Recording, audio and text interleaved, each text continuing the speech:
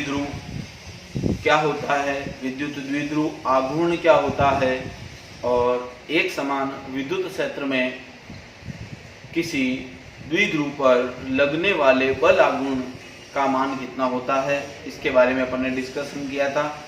अब अपना जो नेक्स्ट टॉपिक है वो है विद्युत द्विध्रुव के कारण विद्युत क्षेत्र की तीव्रता। देखिए अभी तक अपन ने पढ़ा था किसी एक आवेश के कारण विद्युत क्षेत्र की तीव्रता, आवेशों के निकाय के कारण तीव्रता, फिर अपन ने विद्युत द्विध्रुव के बारे में जाना, और अब अपन विद्युत द्विध्रुव के कारण विद्युत क्षेत्र के तीव्रता की बात करने वाले हैं। तो सबसे पहले देखिए अपन याद करेंगे अक्ष पर। देखिए अक्ष क्या होता है, निरक्ष क्या होता है, उसके बारे में। ये मान लीजिए कि अपने पास एक विद्युत द्विध्रुव है। विद्युत द्विध्रुव यही होता है, एक माइनस का आवेश और एक प्लस का आवेश जिनके मान परिमाण में समान है और ध्रुवताओं में विपरीत हैं। उनकी ये जो रेखा है बेटा, उसको हम अक्षीय रेखा कहते हैं, इसको बोलते हैं अक्षीय रेखा। अक्षीय रेखा, और एक लाइन जो यूं बीच में से गुजर रही है इसे हम बोलते हैं निरक्षीय रेखा। निरक्षीय रेखा, ठीक है, ये ध्यान दें। और इनके मध्य की जो ये लंबाई है इसे हम प्रभावी लंबाई कहते हैं। ये आपको मालूम है, ये वाली जिसे हम 2L लिखते हैं। क्या लिखते हैं, ये आपको जानकारी पहले से होनी चाहिए।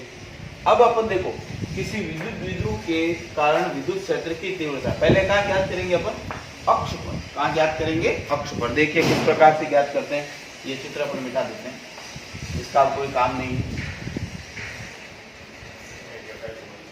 देखिए ये मान लीजिए कि अपने पास एक विद्युत द्विध्रुव है,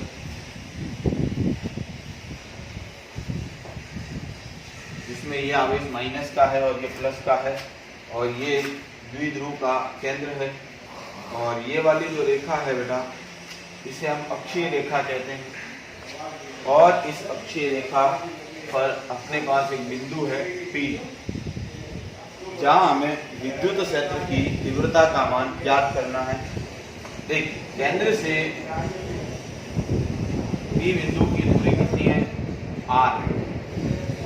केंद्र से P बिंदु की कितनी दूरी है बेटा, R। एक चीज और कि ये दूरी L होती है यहाँ से यहाँ तक, और ये दूरी भी L होती है क्या नहीं, ये दूरी L और ये वाली दूरी भी L, टोटल दूरी हम 2L मानते हैं।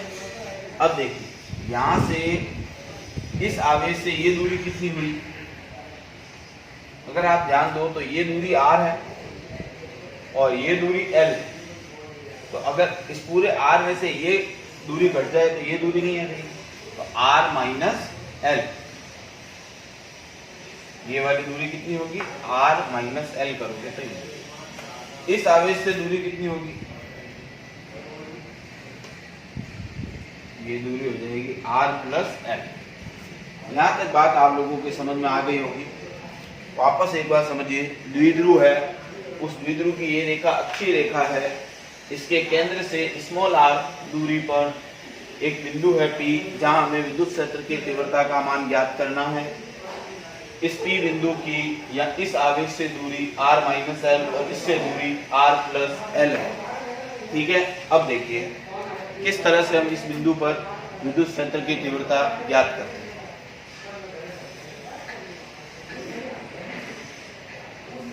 देखिए ये आवेश अपनी तीव्रता बनाएगा, ये आवेश भी अपनी तीव्रता बनाएगा। तो सबसे पहले इस आवेश के कारण तीव्रता और इस आवेश के कारण तीव्रता ज्ञात करने के लिए यहाँ एक एकांक धनावेश की कल्पना करें। मान लीजिए कि मैंने यहाँ एक एकांक धनावेश लिखा। एकांक धनावेश क्या होता है, Q0, ये रख दिया। अब ये वाला क्या करेगा, आवेश इस एकांक धनावेश को इस तरफ धक्का मारेगा, तो इसके कारण तीव्रता होगी इधर। ये माइनस का आवेश क्या करेगा, यहाँ रखे एकांक धनावेश को अपनी तरफ खींचेगा, यानी इसके कारण तीव्रता होगी इधर। अब E1 और E2 दोनों की दिशाएं अलग है, दोनों के मान भी अलग है।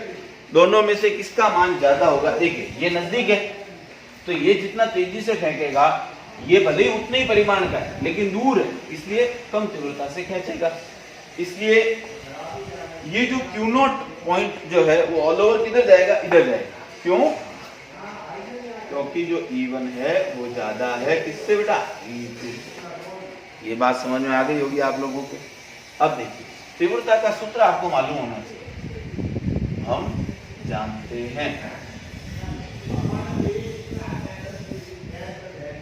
जानते हैं क्या है कि प्लस, देखो कि E का सूत्र क्या होता है, KQ/R। अगर कोई Q आवेश है और उससे R दूरी पर कोई बिंदु है तो वहां पर तीव्रता का ये सूत्र होता है। ठीक है, अब इस बिंदु पर तीव्रता ज्ञात करनी, तो देखिए P बिंदु पर परिणामी विद्युत क्षेत्र की तीव्रता, परिणामी विद्युत क्षेत्र की तीव्रता तो कैसे निकालेंगे, E1 माइनस E। भाई ज्यादा कौन है, E1 ज्यादा, E2 कम है। E1 इधर कार्य कर रही है तीव्रता और E2 तीव्रता इधर कार्य कर रही है, तो E1 में से E2 घटा देंगे। अब E1 किसके कारण है, प्लस Q के कारण, क्योंकि ये धक्का मार रहा है। तो देखिए K Q और यहां से यहां तक की दूरी कितनी, R माइनस है। भाई KQ/R क्या होता है, दूरी, R माइनस। इसके कारण जो है वो यहाँ तीव्रता ज्ञात करनी है, तो वो क्या हो जाएगी, K आवेश का मान Q, माइनस नहीं लेना है क्योंकि ये घट इसी वजह से रहा है क्योंकि ये माइनस है और इसको खींच रहा है, समझ आएगा। तो चिन्हों को बार बार नहीं लेना है, तो KQ और इस आवेश से इसकी दूरी कितनी है बेटा, R+L। यहाँ लिख देंगे R+L का स्क्वायर। इनमें से कॉमन क्या आ जाएगा बेटा, KQ, यहाँ क्या बच जाएगा, R-L का स्क्वायर 1/R+L का स्क्वायर। थोड़ा बड़ा लिख देता हूँ, ठीक है। अब आप देखिए यहाँ से एलसीएम लेते हैं अपन, तो अपना एलसीएम आ जाएगा ये R-L और R+L, इन दोनों के ऊपर स्क्वायर स्क्वायर है, तो यहाँ ऐसे बड़ा ब्रैकेट लिख दिया और स्क्वायर लगा देंगे, ठीक है। अब देखिए जब हम लसअ पर ये लेंगे तो ये वाला पद इधर चला जाएगा, ये वाला इधर आ जाएगा, तो R+L का स्क्वायर माइनस R-L का स्क्वायर, ठीक है। अब देखिए E बराबर KQ, नीचे अगर आप ध्यान दें थोड़ा तो एक फॉर्मूला बन रहा है A माइनस बी A+B, और A माइनस बी A+B का फॉर्मूला क्या होता है, A² माइनस B²। तो इसको हम लिख सकते हैं A² माइनस, ये किसको लिख सकते हैं, इसको और इसको, बात समझ आई। और ऊपर वाला स्क्वायर है वो तो यूं का यूं रहेगा। अब देखिए A+B का होल स्क्वायर बोलते हैं, तो क्या आएगा, A² + B² + 2AB। A ये है और B ये। अब ये वाला होल स्क्वायर बोलते हैं, तो पहले ये माइनस का चिन्ह आगे लगा देते हैं, A² + B² और माइनस का चिन्ह है इसलिए -2AB। ओके, अब एक चीज देखिए,